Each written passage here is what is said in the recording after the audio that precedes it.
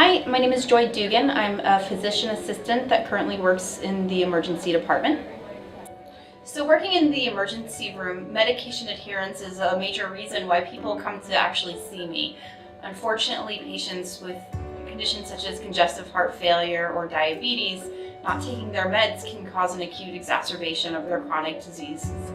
So I'll often see patients come to the emergency department that have skipped doses of their, for example, their Lasix, their furosemide, and they will all of a sudden have a fluid overload, and they'll end up being in the ER sometimes for quite a few hours or be admitted for a few days into the internal medicine floor.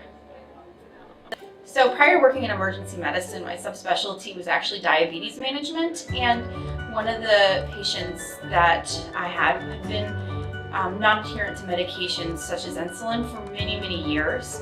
After attending some group visits for diabetes and really learning more why insulin was so important, he began taking his insulin regularly, and his A1C went down from about a 12 to a 7 over the course of a few weeks time, and that was the first time he had ever been under control for his diabetes, and I think he felt really empowered knowing that he made those changes. So in diabetes management, I always ask patients, what day of the week do you find you skip your doses the most often? And for many patients, it was the weekends because of being on a different routine. So we would then strategize, how can we be adherent to our medications on those days of the week?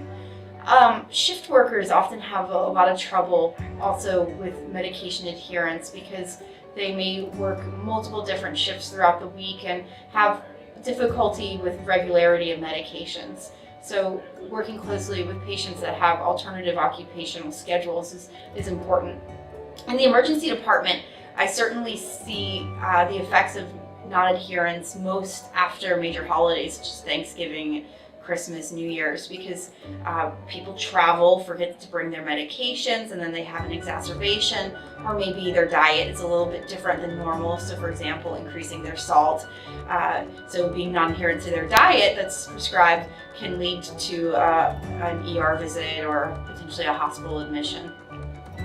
So one of the words I really try to avoid using when I'm describing patients or talking to patients is non-compliance. I'm really happy that you are utilizing the word adherence, because I really don't think patients mean to be non-compliant in their health care. They just may not understand why they're taking their medication, and I think so much of our time needs to be spent on education, and that's where an interprofessional team of engaging your pharmacist, your other colleagues, PAs, nurse practitioners, physicians, and health educators is so important in making your patients understand why they're taking medications. Hi, my name is Joy Dugan. I'm a physician assistant, and I pledge to promote medication adherence.